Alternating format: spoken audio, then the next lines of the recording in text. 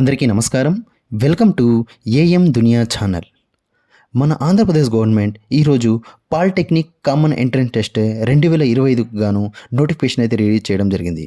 అయితే 10వ తరగతి తర్వాత ఎవరైతే డిప్లొమా కోర్సెస్లో ఇంజనీరింగ్ లేదా నాన్ ఇంజనీరింగ్ కేటగిరీ లేదా అలాగే పాలిటెక్నిక్ అయినటువంటి technology courses government aided private కళాశాలలో చదువుకునేటువంటి విద్యార్థులకు ఈ నోటిఫికేషన్ అయితే ఎంతగానో ఉపయోగపడుతుంది.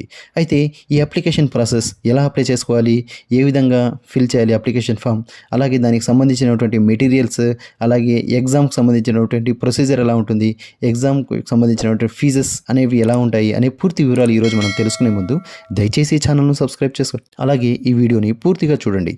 మొదటగా మీరు స్క్రీన్ మీద చూస్తున్నటువంటి government of Andhra Pradesh state board of technical education and training సంస్థ వారు మనకి ఈ నోటిఫికేషన్ అయితే రిలీజ్ చేయడం జరిగింది.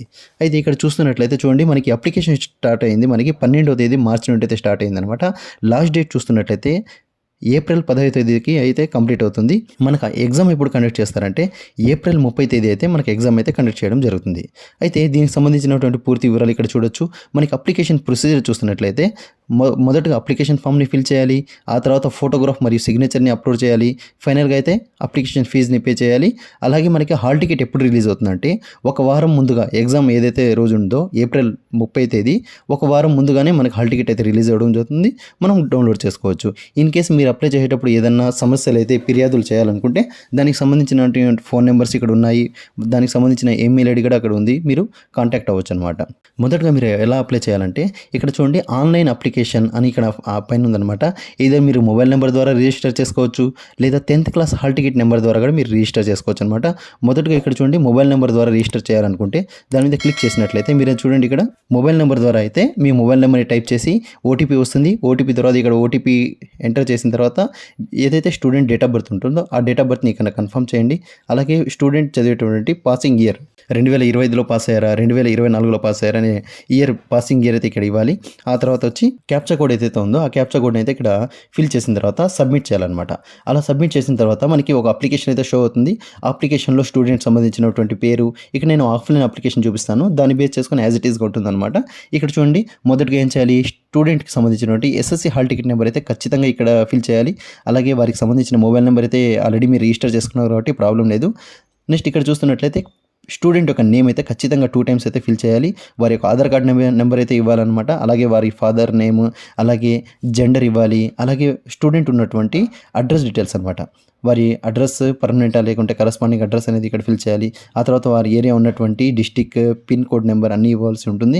నెక్స్ట్ ఫైనల్గా చూస్తున్నట్లయితే రిలీజియన్ అనమాట. రిజర్వేషన్ కేటగిరీలో ఉన్నారా, అలాగే ఏదైనా స్పెషల్ కేటగిరీ ఉన్నారా, అలాగే మైనార్టీ కేటగిరీకి చెందిన వారు ఉన్నారా, అలాగే ఎవరైనా ఎగ్జామ్ ఉర్దూ మీడియంలో రాయాలనుకుంటున్నారా అని కంప్లీట్ డీటెయిల్స్ ఇక్కడ ఫిల్ చేయాలన్నమాట.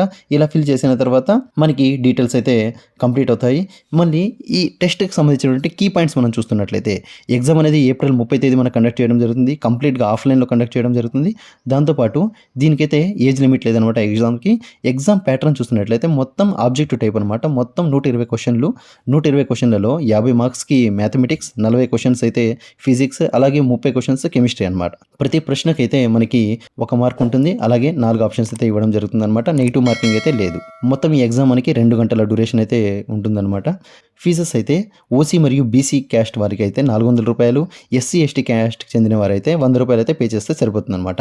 ఇంతకుముందు చెప్పిన విధంగానే చూడండి, అప్లికేషన్ ఫామ్ ఫిల్ చేసిన తర్వాత ఫోటోగ్రాఫ్, లేటెస్ట్ ఫోటోగ్రాఫ్ అప్లోడ్ చేయాలి. అలాగే స్టూడెంట్కి సంబంధించిన సిగ్నేచర్, అలాగే అప్లికేషన్ ఫీజు నేను చెప్పిన విధంగా ఫీజు పే చేయాలి. ఎగ్జామ్కి ఒక వారం ముందు మనకి హాల్ టికెట్ అయితే రిలీజ్ అవ్వడం జరుగుతుంది. దానికి సంబంధించిన మెసేజ్ కూడా మనకి మొబైల్కి అయితే రావడం జరుగుతుంది.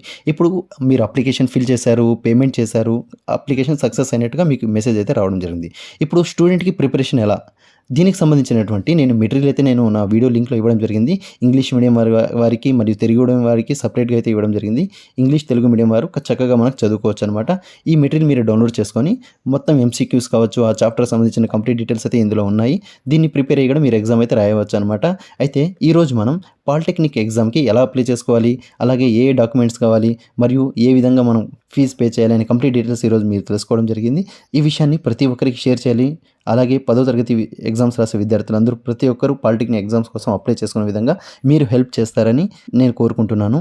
Thank you for watching. Please subscribe to my YouTube channel.